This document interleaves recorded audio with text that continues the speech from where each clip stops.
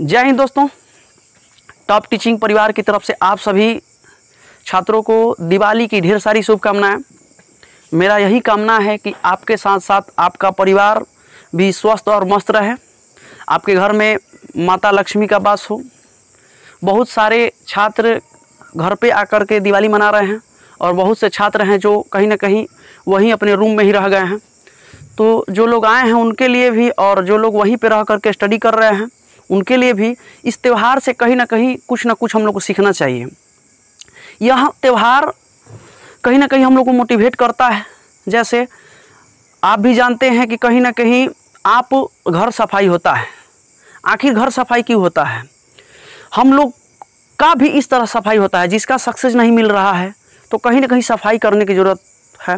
कहने का मेरा मतलब है कि यह जो दिवाली का कहानी है, दिवाली का कथा है, कहीं ना कहीं रामायण के से इसका तार जुड़ा हुआ है। इसका कथा रामायण से है। तो थोड़ा सा उस कहानी को जानते हैं, उसके बाद आगे हम लोग देखेंगे कि हम लोग के लाइफ में क्यों फिट बैठ रहा है। गए थे यहाँ पे जब प्रभु श्री राम वनवास में, तो वहाँ रावण का वध किए थे। तो वहाँ से आने के क्रम में अयोध्या में दूतों द्वारा वहाँ संदेश भेजा गया कि हम लोग आ रहे हैं सीता मैया और प्रभु श्री राम को लेकर के। तो वहाँ पे जाने के बाद सूचना अयोध्यावासी में बहुत खुशी हुई कि मेरे प्रभु श्री राम और सीता मैया आ रही हैं।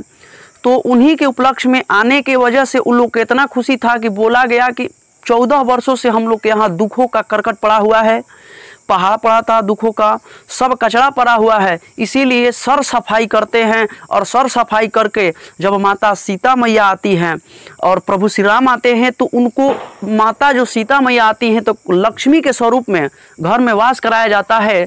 तो इस कहानी से हम लोग को यही सीखना है कि कहीं ना कहीं पीछे से जो करते आ रहे थे, जो पीछे से आप बताइए कि जो करते आ रहे थे, तो उसके हिसाब से अगर आप भी करिएगा तो कहीं ना कहीं मसला ख़राब हो जाएगा। अयोध्या वालों का मानना था कि पहले से दुख है, पहले से अयोध्या पे पड़ा हुआ था पहाड़ दुखों का, तो उस तरह ना होकर के हम लोग घर की सफाई करते हैं। सफाई करने के बाद बहुत माता सीता मैया का उसमें वास कराया गया लक्ष्मी के रूप में। तो उसी तरह आपको भी ज़रूरत है, जो पीछे से करते आ रहे हैं उसको छोड़िए और अपना थोड़ा सा रास्ता बदल लीजिए। कहीं ना कहीं थोड़ा सा के लिए आप लोग चूक रहे हैं तो इस चूक को उतना बहुत बड़ा इशू नहीं लेना है।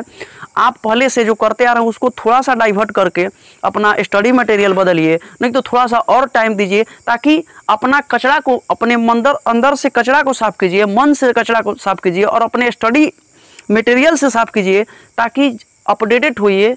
जैसे हम लोग के यहाँ दिवाली में पुराना सामान को निकाल फेंकता है आदमी, नया सामान को रखता है। तो उसी तरह आप लोग को भी ज़रूरत है कि पुराना मटेरियल को हटाइए। जो अभी एग्ज़ाम के पैटर्न है उसको कहीं ना कहीं आप उसको जगह दीजिए ताकि जो एग्ज़ाम देने जाइएगा सेम का सेम वही रहे। तो हम यही चाहते हैं आप लोगों से कि अब की दिवाली जो है किसी तरह मन गया अच्छी बात है, लेकिन अब की दिवाली आपका अच्छा से मने, कहीं ना कहीं आपके पैसा से मने। तो मेरा यही आप लोग से विनती है कि कहीं ना कहीं जा कर के आप भी जानते हैं कि कर्म के साथ साथ किस्मत का भी ज़रूरत पड़ता है। तो कर्म तो कर रहे हैं तो किस्मत का ज़रूरत पड़ेगा। तो किस्मत के लिए कहीं ना कहीं भगवान के पास जाना होगा।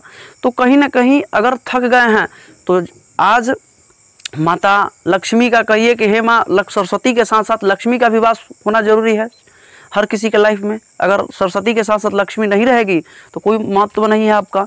तो कहिए कि हे माँ आज से आपको के शरण में हम हैं, जो भी आप हमको शरण में उठा लीजिए और हम पर भी कृपा बना करके रखिएगा।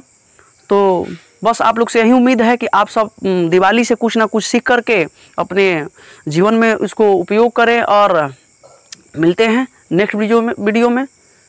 जय माँ लक्ष्मी।